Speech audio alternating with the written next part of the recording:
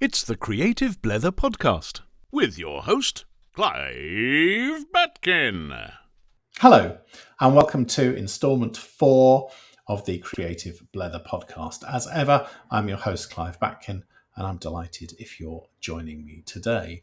If anybody has listened to or watched the first 3 installments of the podcast, you are probably asking yourselves why there has been such a long delay between those installments coming out and this installment. Very justifiable question. Let me try and answer it.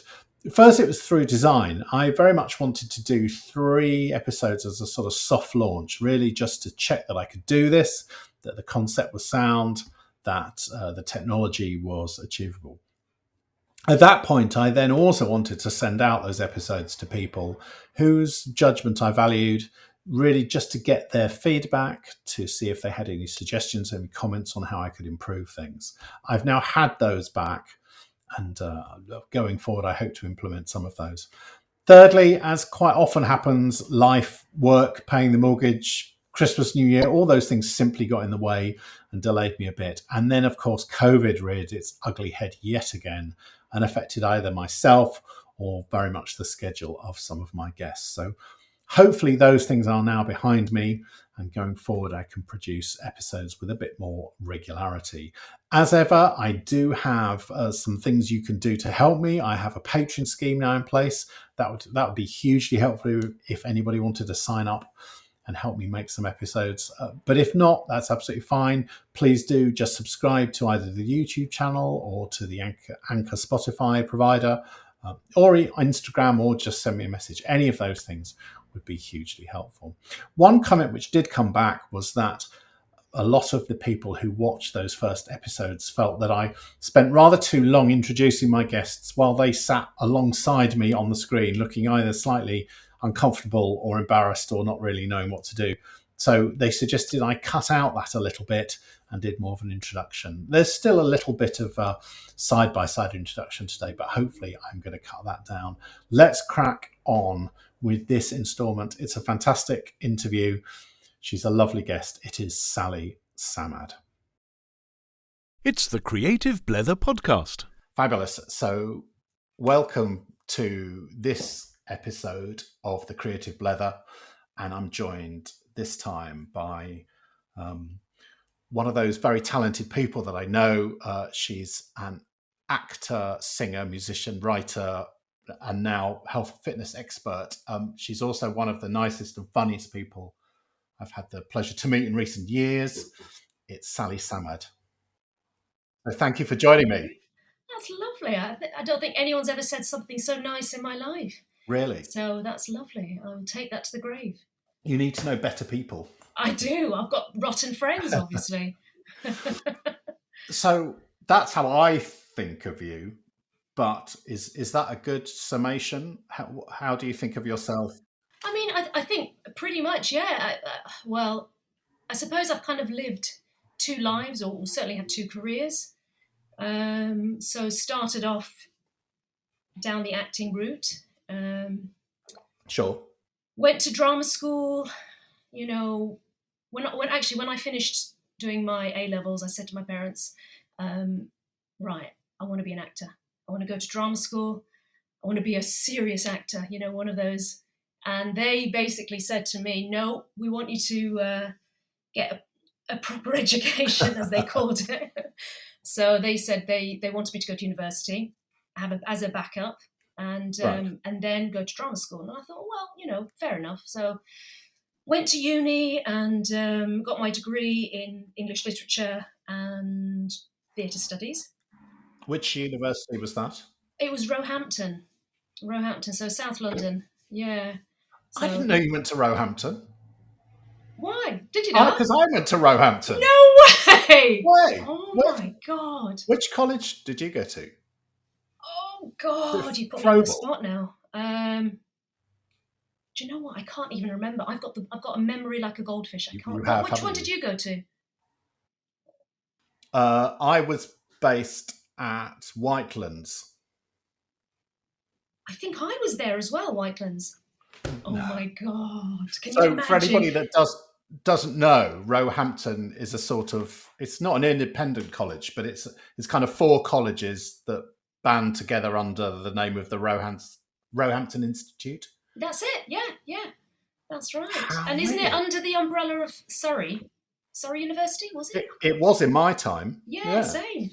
Oh my God, can you imagine if we were there at the same time? How weird. That's hilarious. Well, I'm a lot older than you, I hate You to say. are not a lot older. I than am. What, a year or 2 maybe? I don't know. No. Oh, stop. I'm not telling you. No, I'm not telling you, me as well. Isn't that crazy? I'm 62, all right? I just, good moisturiser. That is hilarious. So, yeah, that's basically where I went to uni. So I did my degree there. And then I was like, yep, right, I'm going to go and try and get into a drama school because it's all I ever wanted to do. I mean, I, funnily enough, was really shy, like painfully Really? shy. Oh, unbelievable. I think So it was I. stems. Yeah, really? Yeah. It's funny. It sometimes goes hand in hand, doesn't it, with being on the stage or being a musician or something like that. They do tend to sometimes, correlate. I don't know why, but yeah, I wonder if it as well stemmed back to kind of my history. So I'm Anglo-Egyptian. So my dad's Egyptian, my mum's English. Right. But I lived abroad all my childhood. So I think at the age of 1, we moved to Saudi Arabia. Germany first. So I lived in Germany. I lived in Saudi Arabia. I lived in America up until the age of 14. Then came back to UK. And I think we never stayed in the same place or the same school for more than a year or 2. Right. So I was constantly coming in mid-term, mid-school year. Never really having that proper friendship base. So I had some really, really good friends, but I don't really keep in touch with anyone pre-GCSEs, just because my dad was a doctor and he just got lots of different placements around the world. And yeah, so I think kind of, when you're moving around so often, you become a little bit more insular. You lose your confidence, and I think that probably caused me to be very, very shy as a child. Gosh. And then my outlet was doing school shows, doing things where I had to stand up and talk to people. Right. So it was this real weird juxtaposition. I mean, I remember my parents' friends saying to me, how can you do that on stage when you're so shy in real life? And it's true. I don't know how or why, but I felt it was an outlet. I think, right. I've always loved character work. I've always loved, being someone different. I grew up I was in Saudi Arabia during the Gulf War in 1990, and that was a hell of an experience as a child to go through. Gosh, I can imagine. Quite, what's going on now in Ukraine. It's my heart goes out to them. But yeah, it was a very interesting time having to have a gas mask to go to school because the scuds had, we were told there's gas, and so at any moment we could be hit by these scuds, and so we had kind of shelters, and we had to make these barricades in our houses where we were under these structures. And I think knowing that the place that Iraq were trying to bomb was a mile from us, that's where Stormin Norman was. I don't know if you remember him. He was Schwarzkopf, wasn't he? The head of, what was it? Operation Desert Shield or Desert Storm? One of them, anyway. Right. And so that's where he was based, and that was a mile away from us. And we knew full well that the scuds were not very accurate, and they could fall within a mile. And so we were within that range. And so, even to this day, the sound of the sirens, which went off quite a bit when the scuds were coming, still kind of makes my skin crawl. It was a weird experience and very frightening for a child, really. And so, God, my heart goes out to the Ukrainian kids. Horrible. No, sure. I mean, I guess if you weren't shy and introvert before, that's enough to drive anybody that way, I would have thought. Well, yeah, exactly. But, I suppose out of adversity and out of war, hopefully comes some resilience, and I think that's been quite good in my life, that I have been quite resilient, taken lots of knocks, and it hasn't pushed me down too far. I always kind of dust myself up and carry on, because you know this full well as well. In the creative industry, we're getting knocks left, right, and centre. It's constant. In fact, you probably get only that 10% of jobs that you go for sometimes, and it's part of life. Sure. But yeah. So, not wanting to jump ahead, so what do you put that resilience down to now then? Because I would never have known you were a shy and introvert. I mean, because you're just not. I mean, Yeah, well, it's funny you say that. A lot of people have said it, but I don't see myself like that. I still see myself as quite introverted. Isn't there such a thing as what's the word? What is it? An introverted extrovert?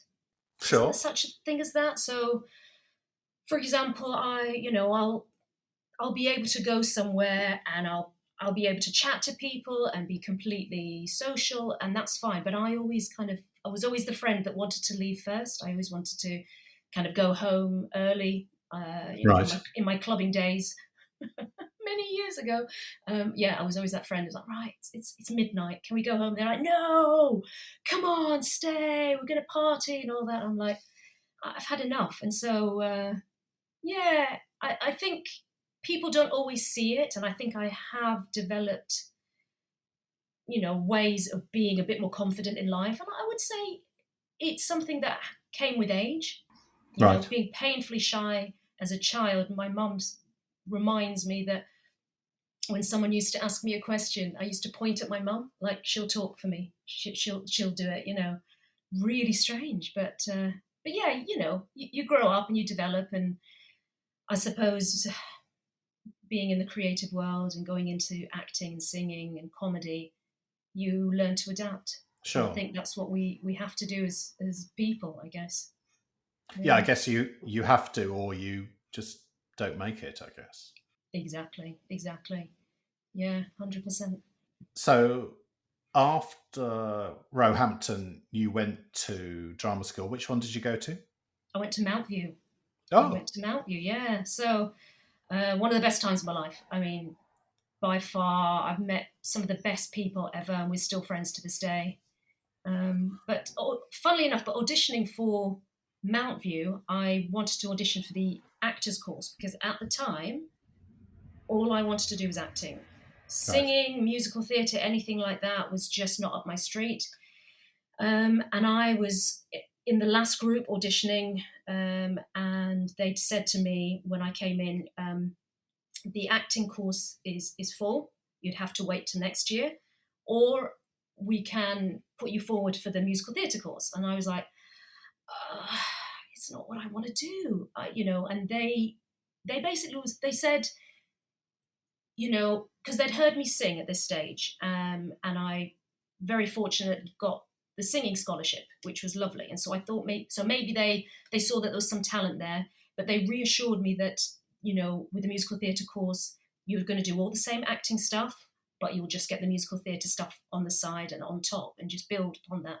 And that, I was fine with that. And actually, to this day, I don't regret it, because I learned a lot about the acting world, and I learned tons about musical theatre and singing, which I would never have experienced before. And I think that's where my love of singing came. sure. From being kind of forced into that avenue. And, I still remember auditioning for Mountview. I didn't have a piece of sheet music. I didn't know anything about singing. I sung in a couple of school shows, and I just rocked up and I sang Amazing Grace. And that was it, really. And yeah, and I ended up getting the scholarship off the back of that. So you had no formal singing training when you went in? No, not at all. So yeah, I think I was just very, very lucky. Obviously, paid them heavily and Obviously. bribed them. You see, this is very interesting to me because, again, when I met you, it was your role was singing. So I think I'd assume that was always your kind of route, but actually not at all. Not at all. It did become that. And there was also always this constant battle of, am I an actor, am I a singer, am I both? And I suppose I was both. Definitely not a triple threat, though, can I say. My dance abilities were horrific. So triple threat in the musical theatre world means acting, singing, dancing. So those are the three. If you can do all three, you're a triple threat. Right. So I was definitely not a triple threat. I used to stand at the back of the acting class, and I had 2 left feet, really. So do they make you do that in drama school? Even if you say I hate it and I'm terrible. Oh yeah, it's part of it. I think you do a couple of dance classes a week. I remember after doing my first. I'd never moved in my life, really. I was very sedentary, which is strange. Opposed to what the job I have now, which is it is, isn't it? Personal trainer. But I remember first time I had a dance class, and I remember waking up the next morning, getting out of bed, and literally falling on the floor. Just my muscles were just like, what the hell have I been? What have I done? And just, I had to build up everything. But yeah, it was great fun, absolutely great fun. I don't regret a second of it. Brilliant. How long is the training at drama school, or how long did you do? Well, because I had already got my degree, my university degree, I did a postgrad, so it was a 1-year course. But you can do the 3-year course at drama school or the 1 year. So It just depends which way. So we had the 3 years pushed and squeezed into 1 year, so it was very intense. Right. Yeah. And were your folks okay with you doing it at that point? They were very supportive. My dad, ironically, was an actor in Egypt a long time ago, and his parents, my grandparents, wouldn't let him be an actor. So they said, no, you've got such potential to be a doctor. And so they pushed him down the medical kind of school route. And so, I often ask him, do you have any regrets? And he says, no, I don't have any regrets, because I wouldn't have had the life I had. And, God, I think there's no comparison in terms of stability, potentially, sure, being a doctor compared to a jobbing actor. But he does have some regret in the fact that he was pushed into that decision. But they've always been really supportive, and yeah, they've been great. They've been great. So after the 1 year, what comes next? Are you just like launched into the world and go and find jobs, or? Yeah. So I'm just newly out of drama school, completely naive. I was very unlucky, so I didn't get an agent after drama school, and it's completely my fault. I remember having a couple of interviews with agents, and looking back on the way I acted in that room, I can understand completely why an agent wouldn't take me. Why? What did you do? Oh, it was just embarrassing. So you go in and Great, excellent. I want to hear those stories. Oh, so the agent sits you down, and they've got their notepad, and they ask about you, and then they start asking you questions like, so tell me what kinds of things you would and wouldn't do. Would you do something like a cruise ship? And I was like, no. I don't want to do that. I want to do real acting. Yeah, you're a fine actor. I want to do Shakespeare, and I want to do deep roles and all that. And you can just see their faces. And what about soap? Would you be interested in doing a soap? Oh, a soap? No, yuck. No way. And you looking back, what's wrong with me? I mean, you dream to get into a soap or do an amazing cruise, especially as an early actor. These are dream jobs. But I just don't know what was wrong with me. I think I had some sort of grandiose illusion of myself that I would just fall into work. And it wasn't the case at all. So many years of just being a jobbing actor and working my way up, being very lucky and finding really good employers that kept employing me, which was nice. So what kind of roles or things were that then? So I did majority of my work, I would say, for the first 5 years at least were a mixture of short films. So I did lots of short films and cabaret. So that's where I kind of got into singing a bit. So cabaret and panto and things like that. So I did adult panto for about 10 years. Sorry, what? Adult panto. So I didn't have to do anything adult, but I always played the witch or the old crone. So all the character sidekicks. And that's what I was known for, kind of. I played witches and I played all those, really interesting characters. And I could see you as the old crone. Absolutely. And it was just playing around with terrifying. voices. And I remember doing a panto. So I'd done this kind of panto for about 10 years, and then I got a job doing a normal panto. And so I did the face, so you have to kind of draw the lines, and I got quite good at it. I was really good at drawing, a bit like becoming an old hag or an old witch. And so we did our dress rehearsal, and we had a full audience.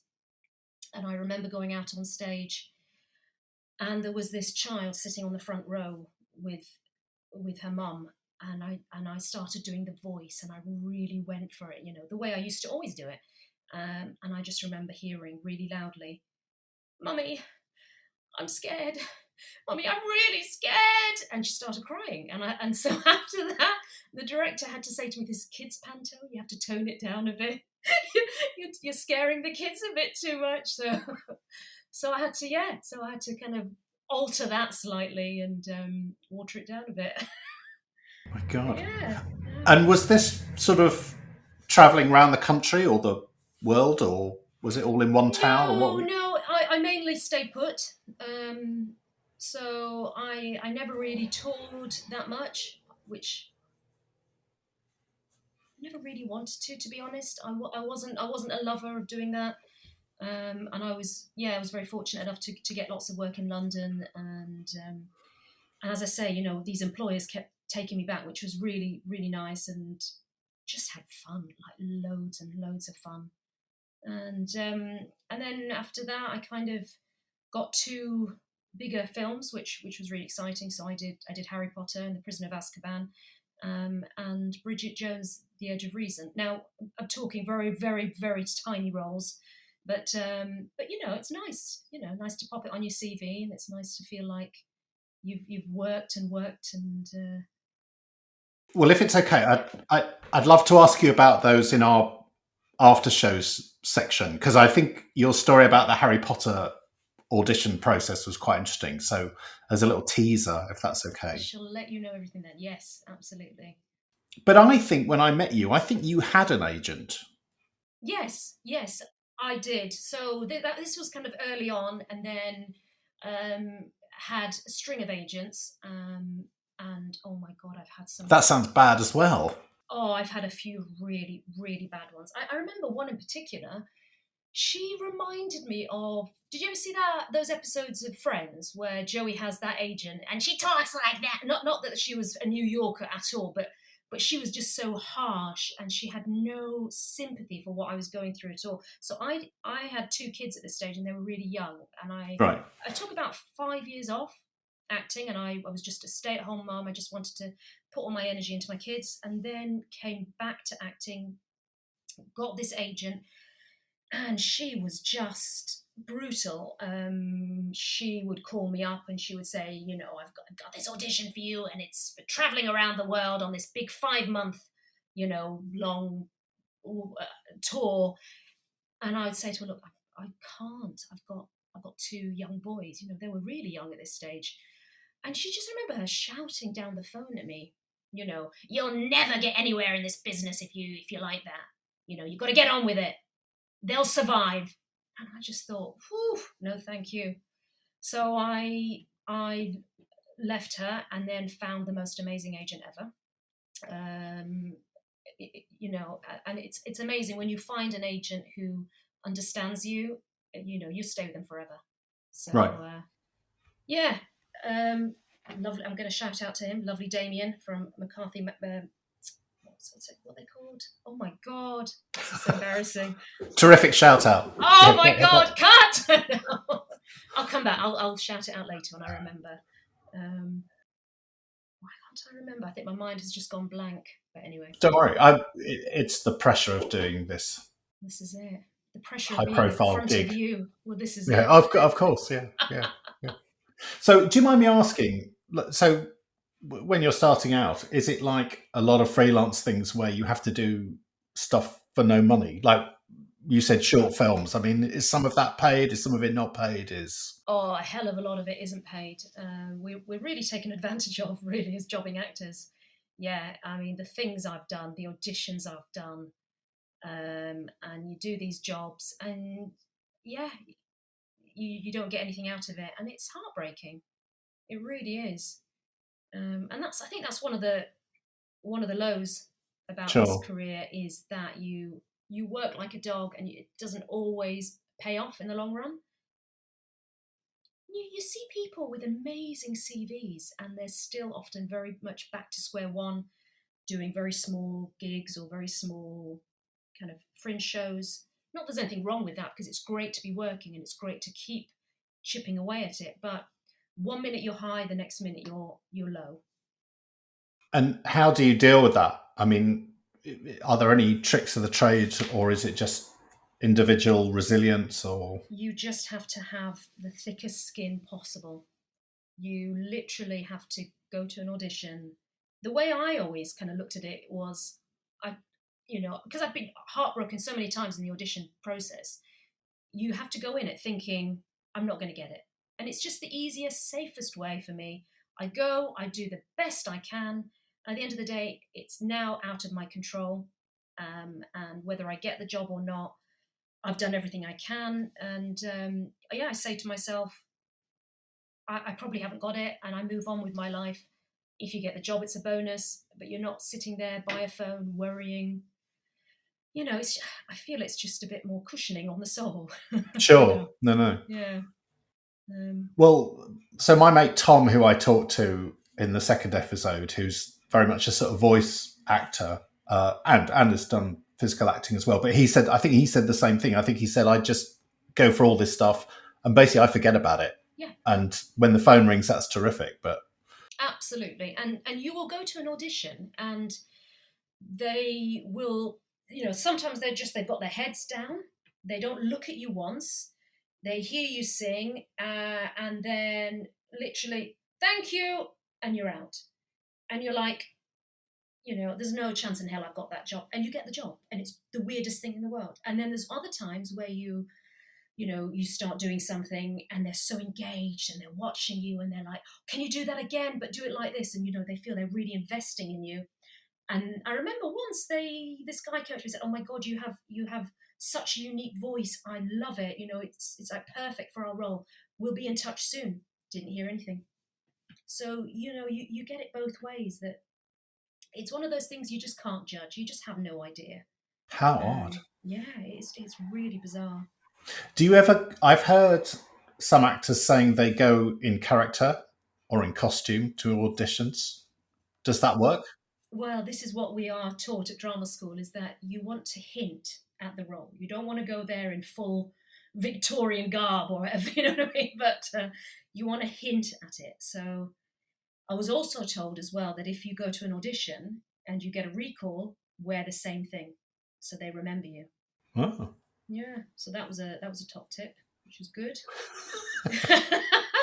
They're probably thinking, God, does she not wear any other clothes? Has she washed that top? Has she washed it? Dirty thing. But yeah, so oh God, but I've had some horrendous auditions. I mean, Well, come on, you can't leave it there. yeah, I mean, like mortifying. So I remember once going in and having to sing a song, and I'd rehearsed it so many times before. And the problem is when you rehearse a song too close to so I used to drive to these auditions and I'd be singing the song in the car.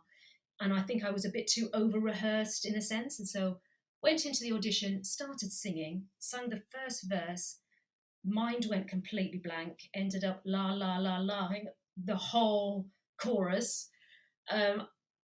I was catching the eye of the MD who's looking at me like playing away. It's like I can't just carry on like this. And I really committed. La la la, like really going for it, full of Lars, full of gusto. And the guy's looking at me like, "What the hell are you doing?" And so I'm so sorry, and I stopped the song and I'm really sorry. Can I have another chance? Can I go again? He was like, "Oh, of course. Come over here, have a little look." And I went over and I was looking at the words.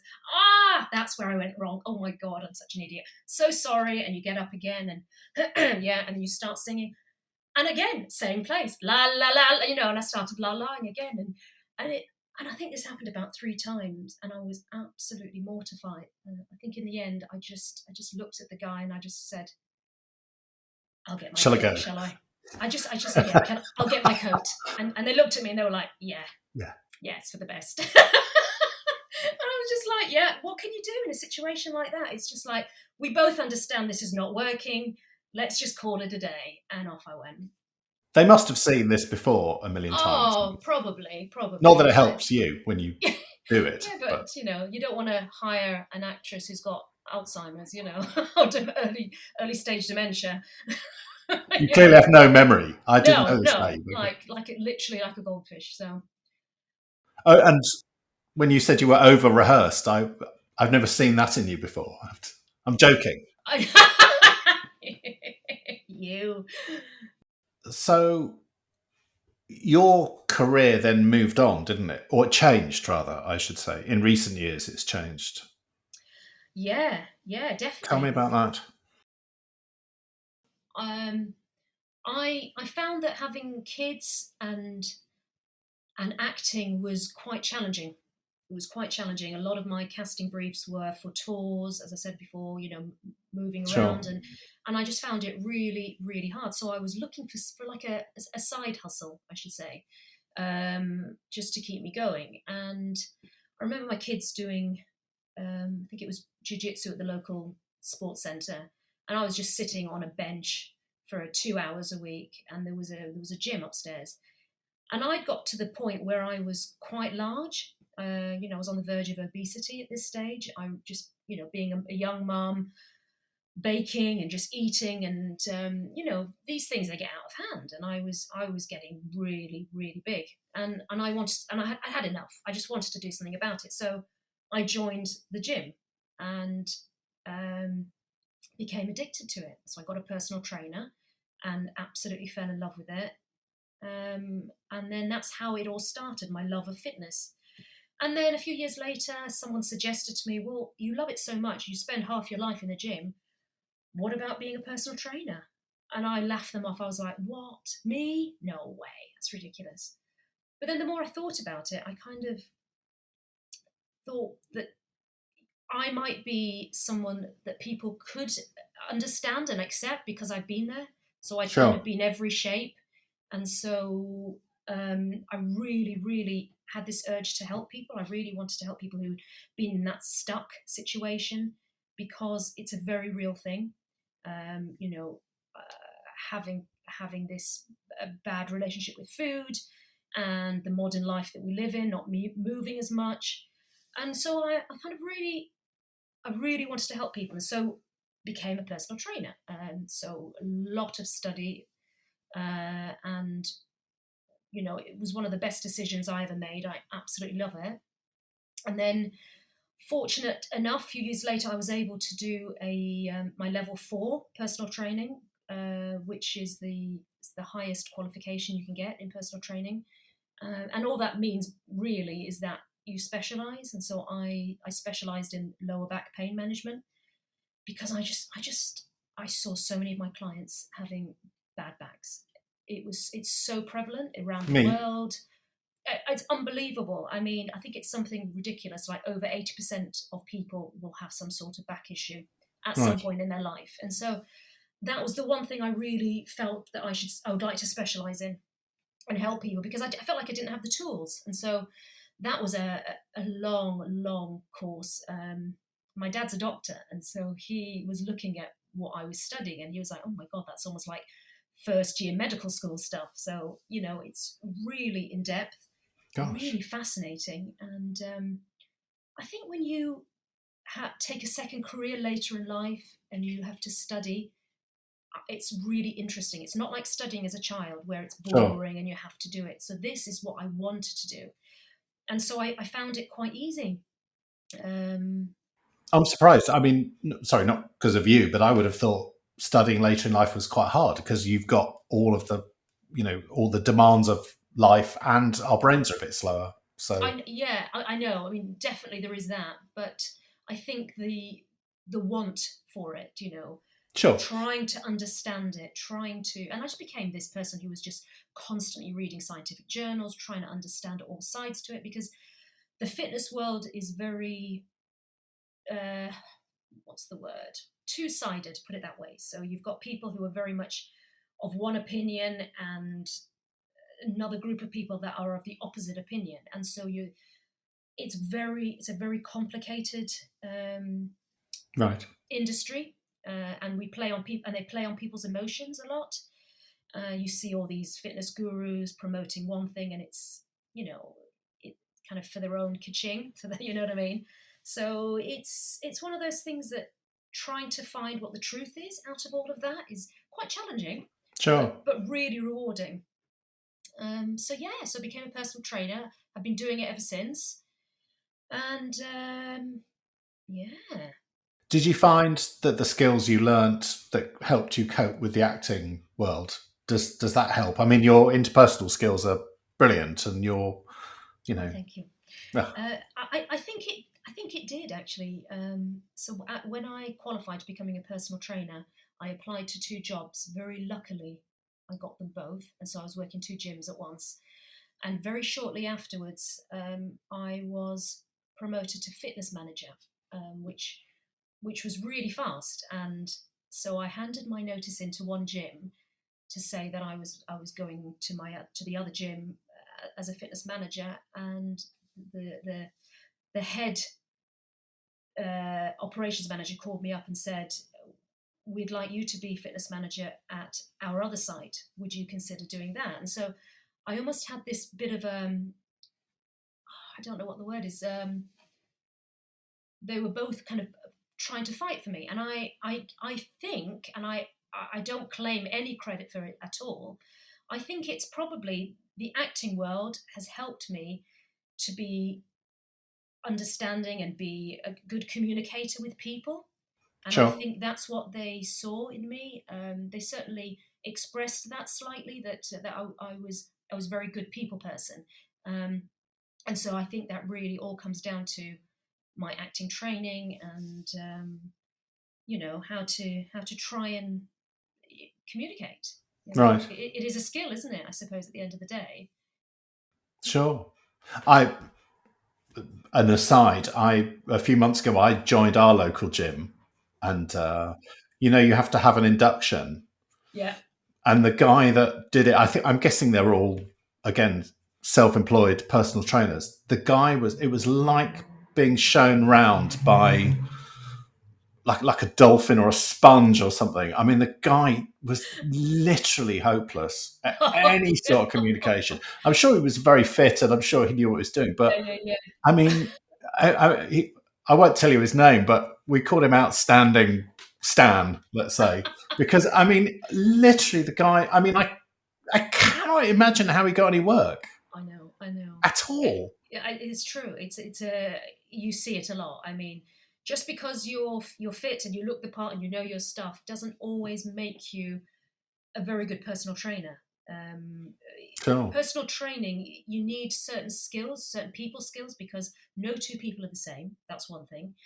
Everybody learns different. So we're taught that one client can be very can learn through sight. One person can learn through hearing. One person can learn through the kinetic journey, so feeling it. And so everyone is different, and it's knowing how to communicate with that person and explain things as best you can, whilst also being empathetic, because that's what our job is. We have to be empathetic. We can't always be this boot camp type of person, tough love. Well, just stop eating cake and just get down and give me 10. We can't do that, because they'd just literally run out the door crying.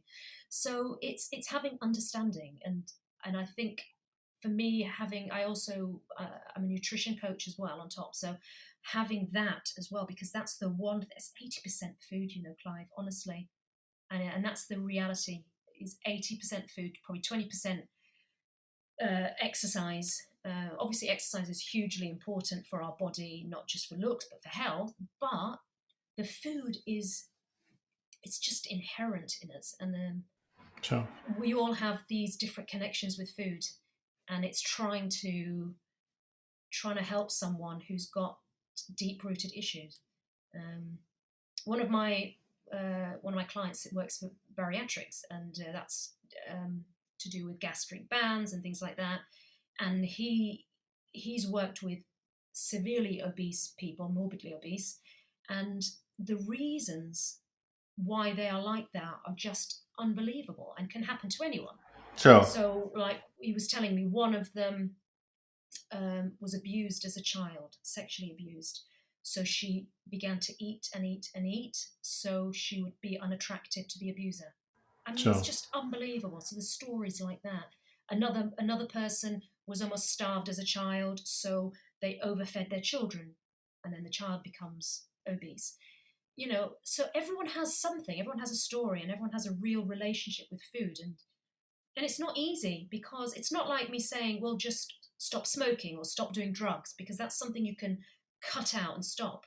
I can't say stop eating, because food is very important. Yeah, no, sure. Food is it's very complex, and what works for one person definitely won't work for another. And as you say, you've had your own issues with it by the sound of it. Oh God, absolutely. And so I can really relate. And I try and explain to my clients that you've got to live your life as well. You've got to have fun. If you want that odd drink, have that drink. Don't deprive yourself. You need that balance. And so there's that kind of 80-20 rule that means try and be good 80% of the time, but that 20% of the time, go crazy, enjoy, have that burger, have that glass of wine, and live your life. Am I right in thinking that you run your own business now for this? I do. So I was fitness manager for a couple of years, and then decided to go solo, and it was a big gamble. It was. I was going to say, it's a big leap, isn't it? It is a big leap, and I took that risk because I didn't want to manage. I wanted to personal train. That's really what I got into this business for. Sure. And I set up my own home gym, converted the garage into a gym, and it's kind of got everything there, everything you need. It's not the most beautiful thing in the world, but it's very, very functional. And how do people find you if they want to?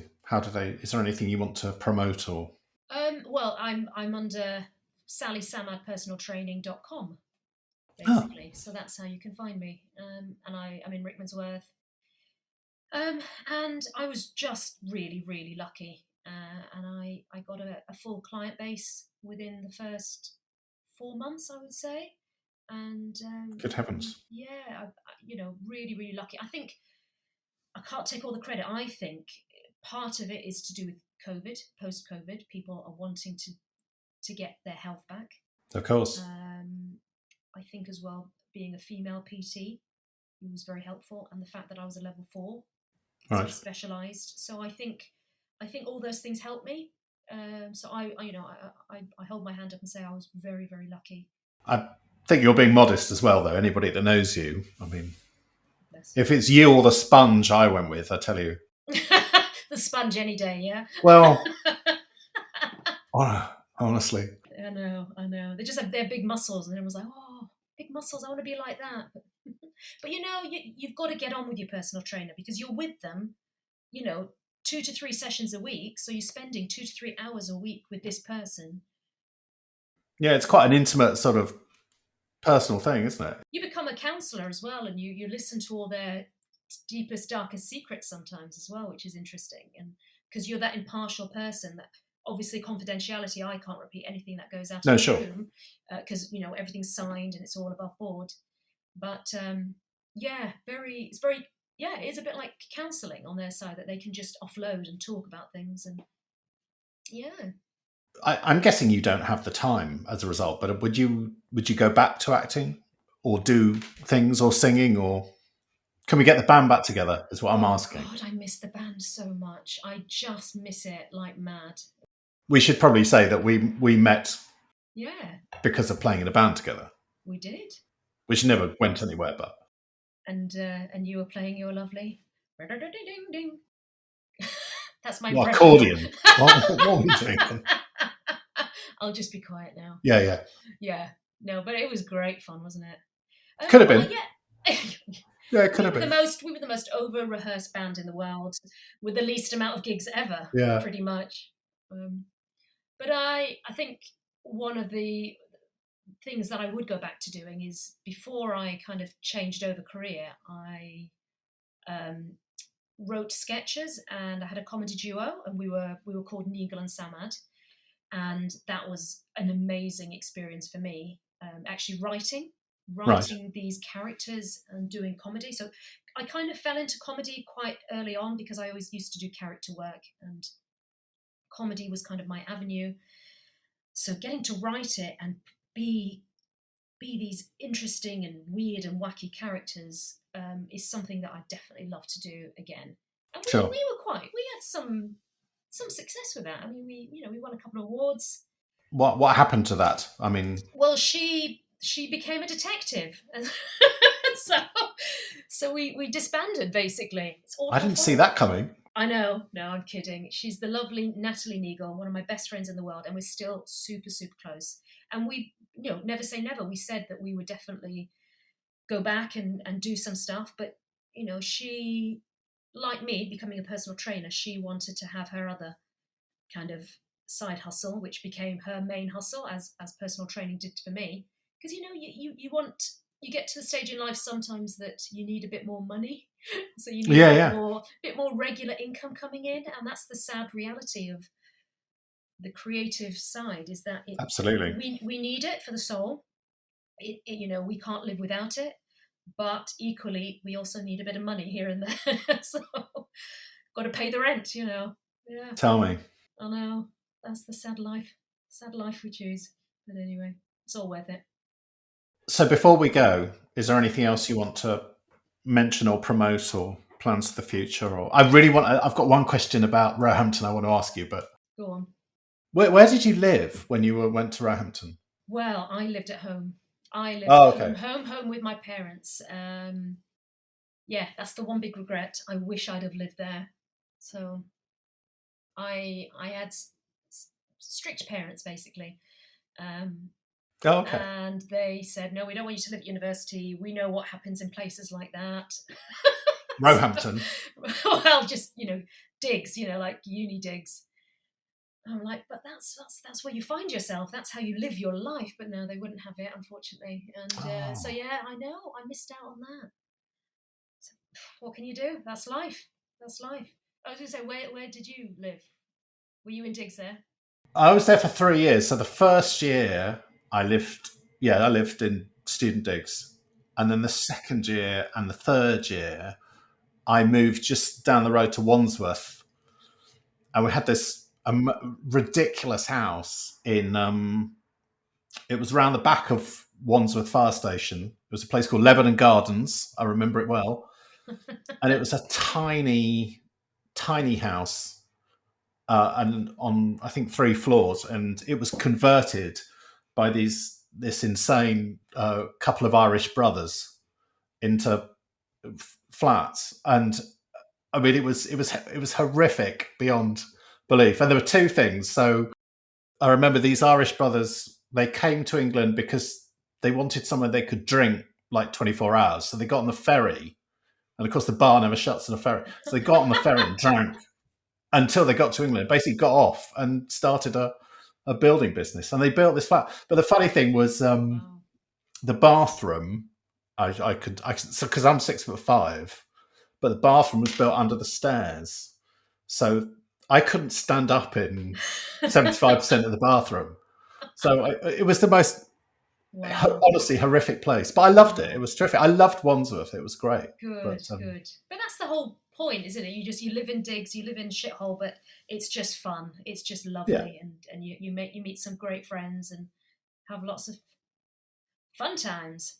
Yeah, Fantastic. absolutely. Well, listen, thank you so much for doing this. As I say, if it's okay, I'm sure everybody asks you about this, but I really want to hear about the Harry Potter audition particularly. So that's what we're going to do in the secret bit, which people have to pay for. Right. But thank you so much. It's been such fun. It's lovely to see you again. My pleasure. It's been absolutely wonderful. Thank you so much, Clive. I'm very glad. Lovely to see you. See you soon. And we're going to carry on chatting. Bye all. Okay. Bye. The Creative Blether.